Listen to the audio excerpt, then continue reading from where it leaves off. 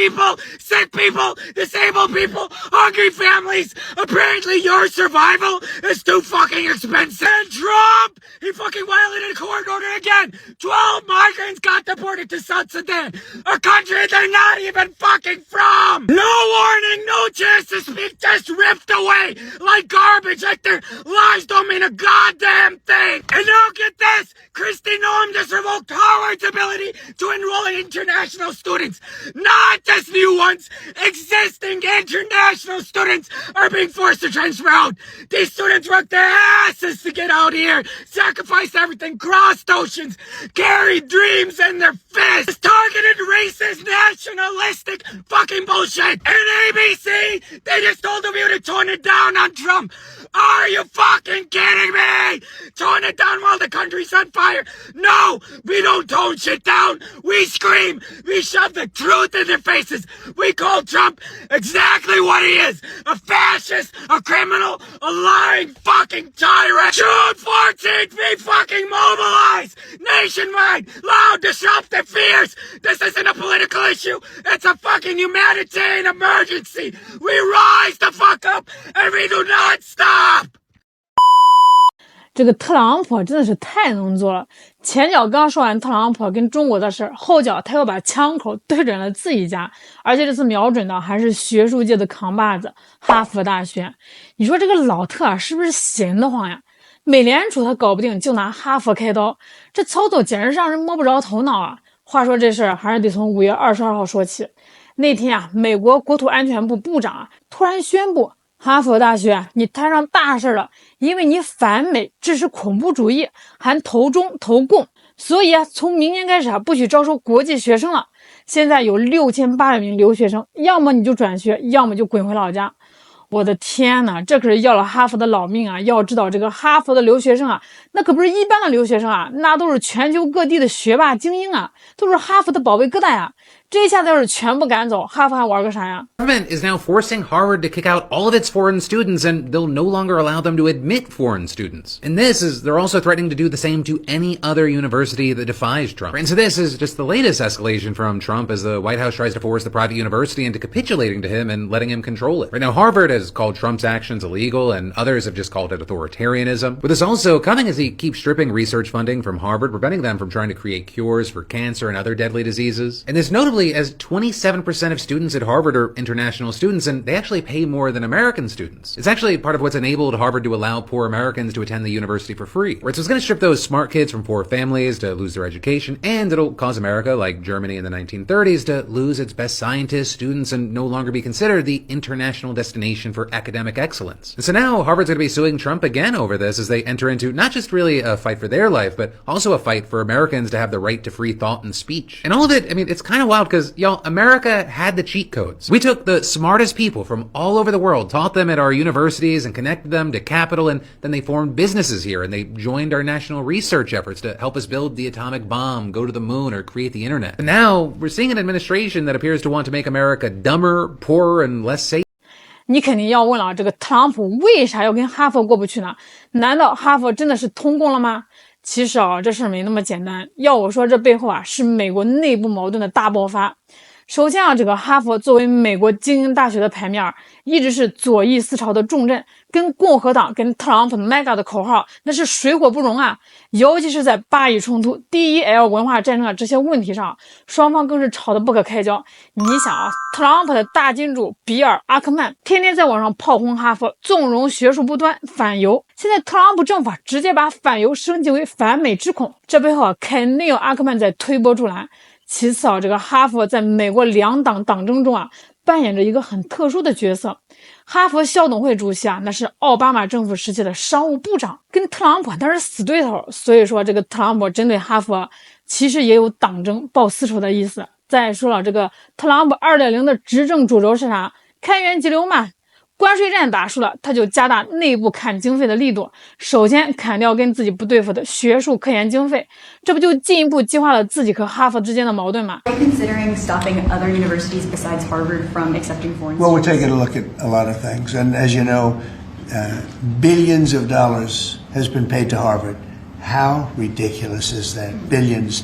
and they have $52 billion as an endowment. They have $52 billion, and this country is paying billions and billions of dollars and then gives student loans and they have to pay back the loans. So Harvard's going to have to change its ways. Why would you not want the best and brightest from around the world to come to Harvard? I do, but a lot of the people need remedial math. Did you see that?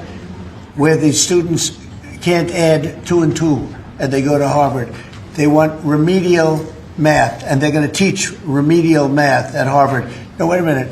So why would they get in? How can somebody that can't add or has very basic skills, how do they get into Harvard? Why are they there? And then you see those same people picketing and screaming at the United States and screaming at, they're anti-Semitic or they're something.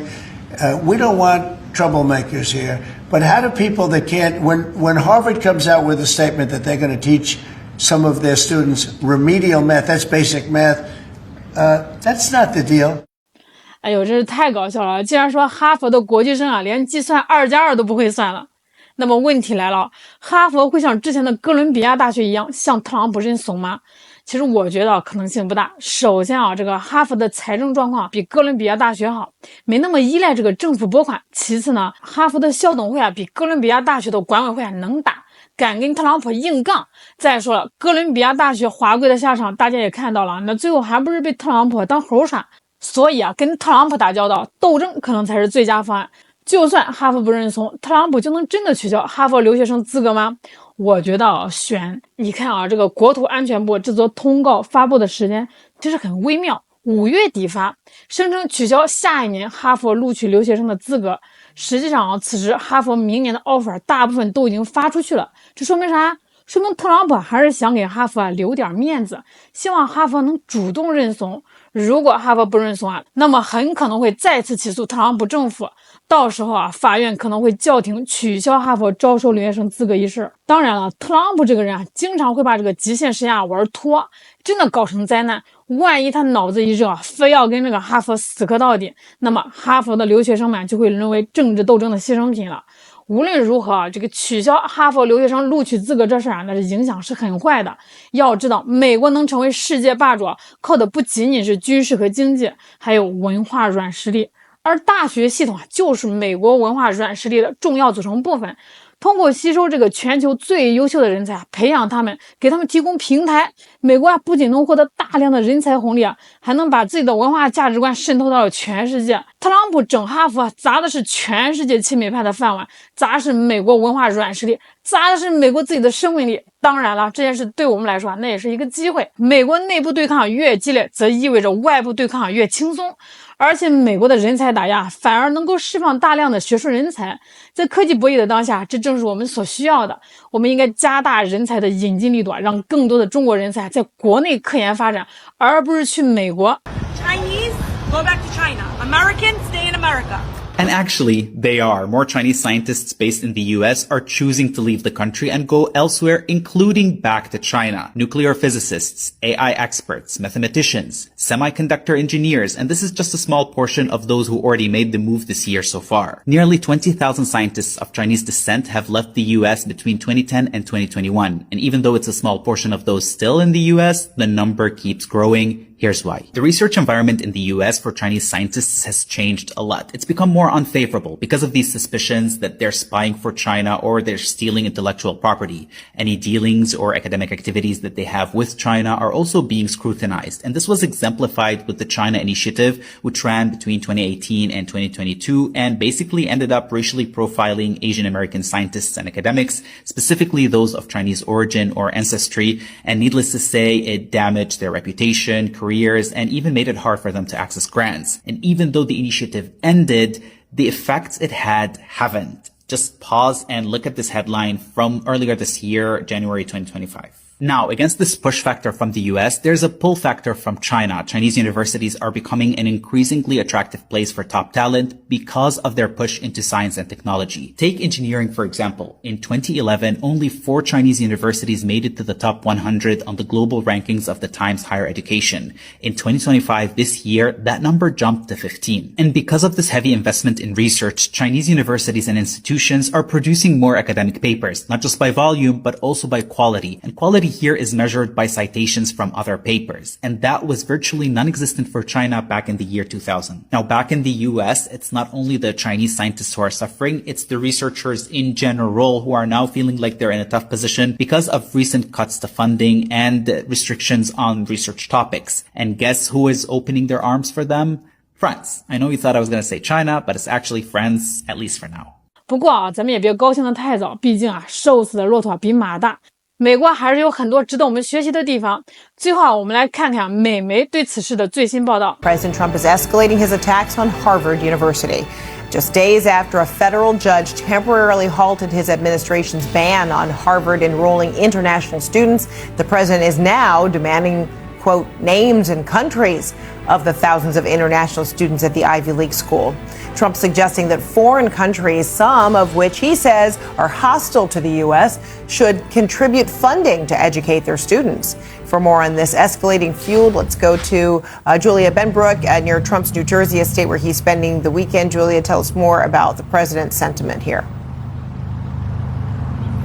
Well, there is escalation in President Donald Trump's ongoing battle with Harvard University. Just a couple of days ago, he was working to ban international students from attending Harvard, a move that was swiftly halted by a federal judge. And then overnight, we're hearing from Trump again as he demands more information about the international students who attend, writing this, quote, "We want to know who these foreign students are, a reasonable request since we give Harvard billions of dollars." And he went on to claim that Harvard isn't exactly forthcoming. Now, about 27% of Harvard's student body is of students from overseas, and they do release some of that information. Starting in 2024, they do have a list of which countries those students are attending from. It's important to note that according to Harvard's website in the student aid section, it makes very clear that foreign students are not eligible for federal funding and can instead apply for scholarships and things like that through the college itself. Our team has spoken with multiple international students at Harvard who describe the feeling right now as one of uncertainty and even pure panic as Trump works to ban their enrollment. The university also responding, calling this move a clear retaliation for its refusal to meet some of the government's demands on certain policies there on campus. And this is just the latest in a long back and forth. We're going to pull up some of those important moments and exchanges that happened over just the last several weeks now. The administration cut $450 million in federal grants, froze more than $2 billion in research funding, moved to ban international students, what we're talking about today, threatened to end the university's tax-exempt status, and is using the Department of Justice to investigate diversity initiatives. So again, a lot of uncertainty for these international students at Harvard, but also uncertainty for the faculty, staff, and other students as well. Fred? All right, Julia Benbrook, thanks so much. All right, with me now to talk more about these developments is Cornell William Brooks. He is the former president and CEO of the NAACP and is currently a professor at Harvard's Kennedy School. Professor, great to see you. It's good to see you, as always. So what do you think is at the heart of President Trump's obsession here? That is a great word to describe it. It is an obsession because what we have seen over many weeks, many months, is an ever-shifting exercise in arguments and excuses for going after Harvard for no serious legal basis. Meaning we have a federal judge who's issued a temporary restraining order against this ban against nearly 6,000, nearly 7,000 international students, 1 out of every 4 at Harvard, 6 out of every 10 at the Kennedy School where I teach. And what we have seen is over and over again, the Trump administration using its lawyers to go after Harvard's fiscal, its budget, by literally taking away almost $3 billion after they admitted that they made a mistake. I mean, that's absolutely and that's just surreal. That's just in the research kind of funding, the $2 to $3 billion. That's right. So, that's right. So this threat is invoking fear. students, especially international ones, are terrified. Do I go home for the summer? Will I get back into the U.S.? Will I get to finish at Harvard? These are legit questions. So what are your concerns for these students, especially as you mentioned, 6 out of 10 of the students there at the, Kennedy School are international students? Well, I'm very concerned. So I have students who would like to go visit their parents right before graduation and come back with them, who are afraid that if they leave the country, they may not be able to get in. We have students who are afraid that they won't be able to continue their studies or start their studies or even graduate. This is absolutely terrifying. And let us be clear here. This ban that the Trump administration is attempting to impose is a ban on students from Switzerland to Sweden, from Palestine to Israel, from Kenya to France, and it is a ban that hurts all kinds of students studying all kinds of subjects that serve the world. At the Kennedy School, we have students who are from India, who are studying development. We have students from Nigeria who are studying ways to improve healthcare. The point being here is the Trump administration is engaging in a trauma war, a psychological war against students in an effort to punish a global university, largely as a result of the president literally using Harvard as a toy, as a political prop, if you will, to agitate and excite his base to the detriment of the country's well-being and the good of the country. Think about this, Frederica.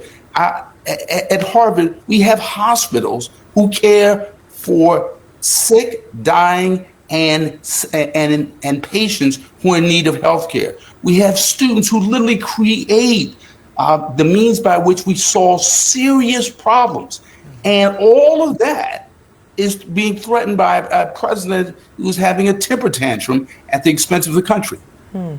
And right now, Harvard's president is standing firm that the campus will not bend to the White House on a variety of policy changes. Will Harvard be able to continue to dig in its heels and combat this White House? I think we have to, because first of all, what the president and the administration is asking Harvard to do is to violate the Constitution. There is a First Amendment in the Constitution which guarantees all persons, not merely all citizens, freedom of expression. We cannot give in to that. We certainly cannot give in to lessening our mission, diminishing the quality of our work and the quality of our study and scholarship and research and practice so that we can essentially appease this president. So it's not so much a matter of Harvard digging in its heels, it's a matter of Harvard standing firm. And this president literally engaging in a temper tantrum to the detriment of the country. So we have no other choice. Do you feel pretty certain that it's Harvard now and another university, private or public, next?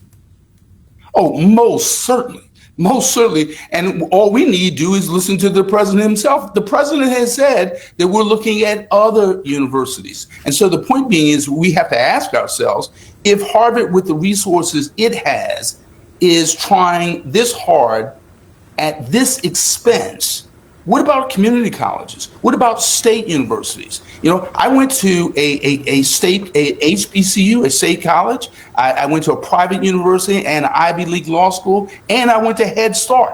And we have this president literally going after all kinds of institutions of higher learning and secondary learning in this country. So the issue is, this is not a matter of Harvard. This is a matter of education. And when it comes to education, that means the well-being of most Americans, nearly all Americans. And so this is critically important. Harvard professor Cornell William Brooks, always great to see you. Thank you so much. Good to see you. Thank you. 好了，今天的视频就到这儿了。我是小懒，我们下期再见。